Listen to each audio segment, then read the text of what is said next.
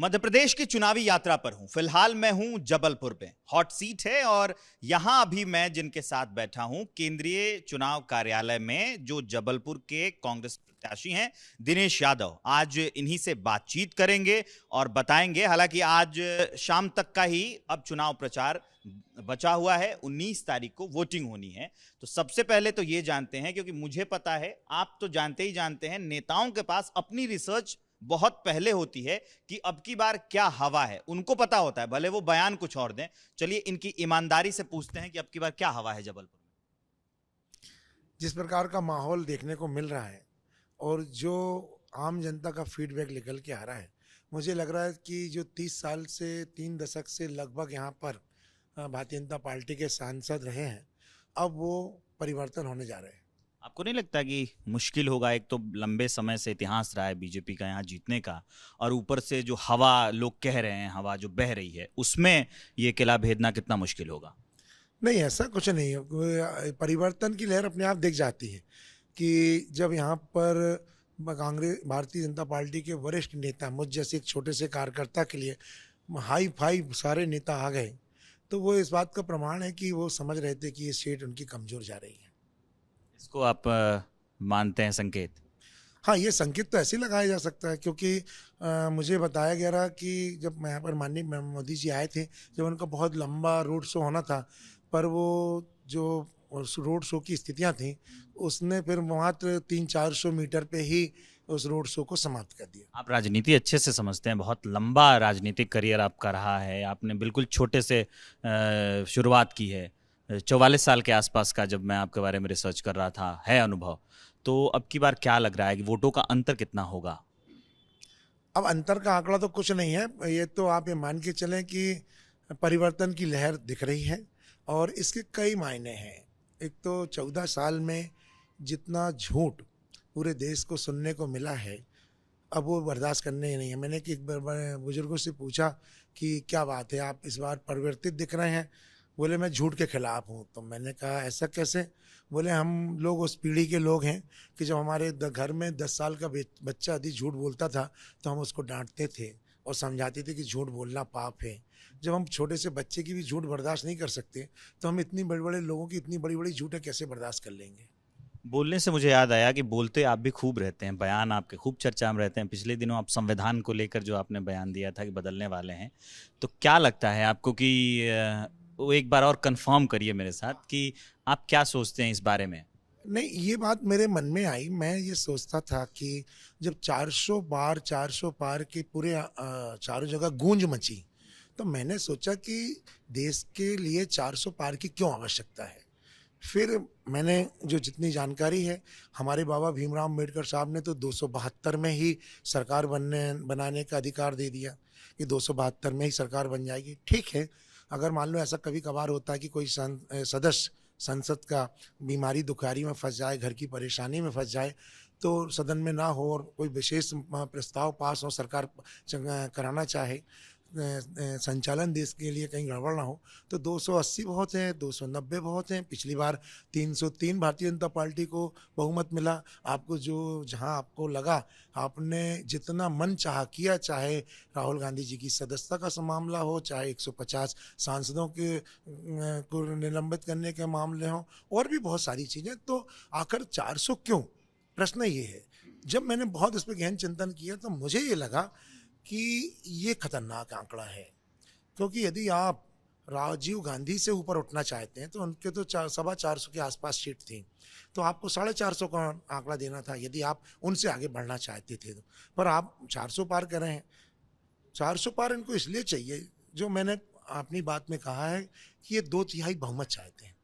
2/3 बहुमत इसलिए चाहते हैं कि अगर 2/3 बहुमत नहीं होता है तो ये सिर्फ संविधान की संशोधन कर सकते हैं कुछ धाराओं पर, और अगर 2/3 बहुमत मिल गया तो ये संविधान बदल सकते हैं, और जब संविधान बदलेंगे तो लोकतंत्र भी खतरे में पड़ेगा, और लोकतंत्र पड़ेगा तो राजतंत्र आएगा। राजतंत्र का जो स्वरूप है, अब कोई राजा नहीं बनेगा, कुछ चंद्र जो पूंजीपति संपन्न सक्षम लोग हैं वो हमारे देश में ठीक वैसे ही आ जाएंगे जैसे कभी ईस्ट इंडिया कंपनी ने इस देश में शासन किया था। इसलिए वो 400 का आंकड़ा बहुत खतरनाक है। बल्कि मैं तो देशवासियों से निवेदन करता हूं कि आप इस बात को समझें, क्योंकि हमारे बाबा भीमराव अम्बेडकर साहब ने जो भी हमें संविधान में अधिकार दिए थे, समाज का कोई वर्ग हो, कोई धर्म हो, कोई जाति हो और समाज का अंतिम पीछे बैठा एक व्यक्ति भी हो, तब भी उसको समान सारी चीज़ें का अधिकार था, जो समाप्त होने की दिशा में दिख लग रहे हैं। इसलिए मैं निवेदन कर रहा हूं कि बिल्कुल, क्योंकि अति शक्ति वर्जिते,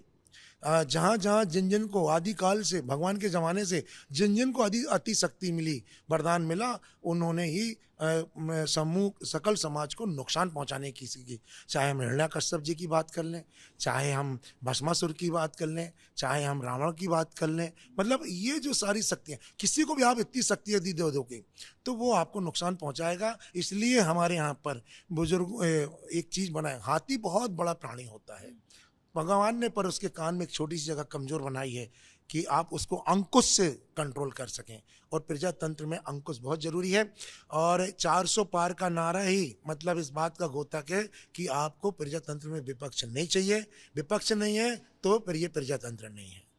कितनी सीटें आपको लगती हैं कि जिस तरह से इंडिया गठबंधन के हिस्से में कितनी होंगी और एनडीए के हिस्से में कितनी होंगी? आप ये मान के चल रहे हैं जो साउथ के बात निकल के आ रही है, कुछ हिंदी पट्टी में छोड़ दें, क्योंकि ये चिंता का विषय भारतीय जनता पार्टी का भी है, नरेंद्र मोदी जी का भी है। और अगर ये चिंता नहीं होती तो ये बाहर से जो पार्टी कल तक ये कहती थी मैं पूरे विश्व की सबसे अधिक सदस्यों वाली पार्टी हो गई है, वो पार्टी बाहर के कार्यकर्ताओं को, नेताओं को आयात कर रही है, प्रेशर दे के कर रही है, लालच दे के कर रही है। तो ये बात है कि कहीं ना कहीं इसमें कुछ ना कुछ बात तो है कि ये हवा बनाना चाहते हैं। और जो व्यक्ति इतनी लोकप्रियता में हो वो किसी की चिंता नहीं करता, फिर ये चिंता इसी बात की बता रही है कि आपके पास बहुमत नहीं आ रहा है। चिंता से याद आया, हालांकि मैं यहाँ के जो दोनों प्रत्याशी हैं उनके बारे में मैं पढ़ रहा था, आप और आपके प्रतिद्वंदी।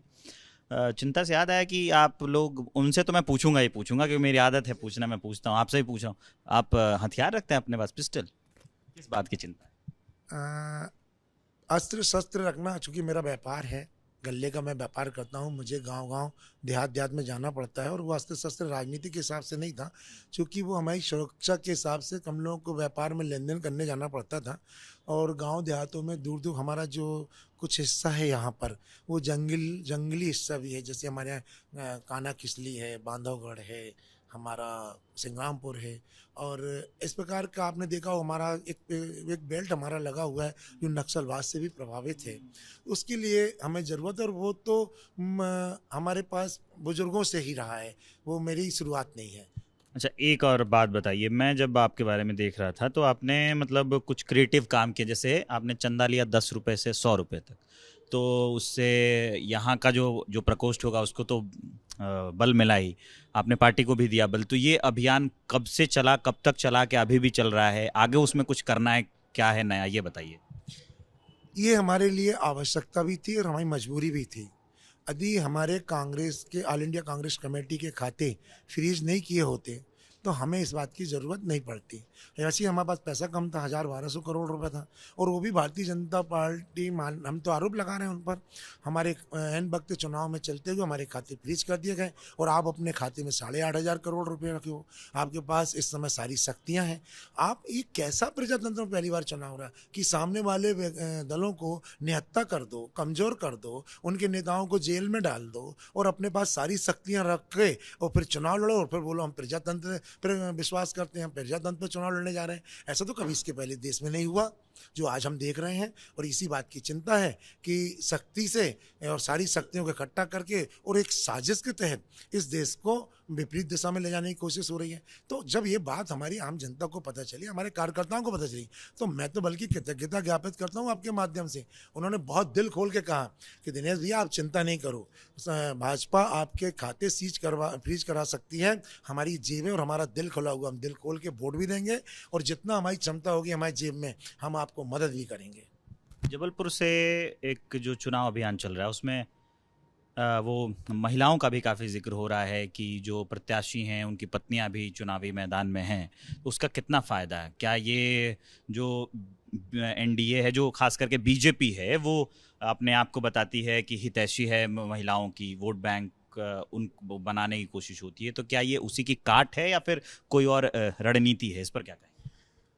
महिला राजनीति में रहें, कांग्रेस ने हमेशा इस पर काम किया है। हमारे मध्य प्रदेश में नगरीय निकायों में माननीय हमारे दिग्विजय सिंह जी जब मुख्यमंत्री थे, उन्होंने यहाँ पर आरक्षण दिया था महिलाओं को। और आज आप जहाँ भी देख रहे होंगे कि पंच, सरपंच, जनपद, जिला पंचायत और नगर निगम में, नगरीय निकाय में विधायक, महापौर और पार्षद, ये सब जो उस समय किया गया आज से 25 साल पहले, ये उसका परिणाम है कि आज हमारे पास एक महिला नेतृत्व तैयार हो गया है।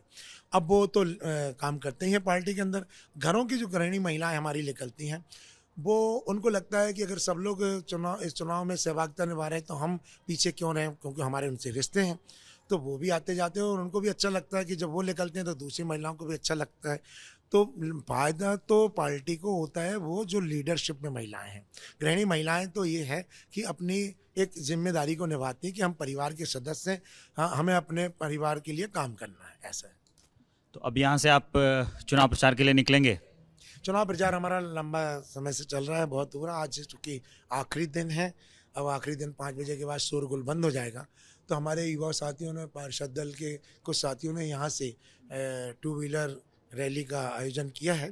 हम उन्हीं के इंतज़ार में हैं, वो आएंगे तो फिर हम यहाँ से एक शहर का राउंड मारेंगे, ज़्यादा नहीं, 5-7 किलोमीटर का जो हमारा मेन शहर है, उस पर हम लोग जा रहे हैं। तो मैं यहाँ जबलपुर में हूँ और मध्य प्रदेश की हॉट सीट है। मेरे साथ दिनेश यादव जी थे, कांग्रेस के यहाँ से लोकसभा चुनाव के उम्मीदवार। ये हमने जाना, समय कम है, अब ये अपने रैली के लिए निकलेंगे। आप मुझे देख रहे हैं एबीपी न्यूज़ पर, मैं विवेक श्रीवास्तव हूँ और कैमरे के पीछे होमेंद्र हैं।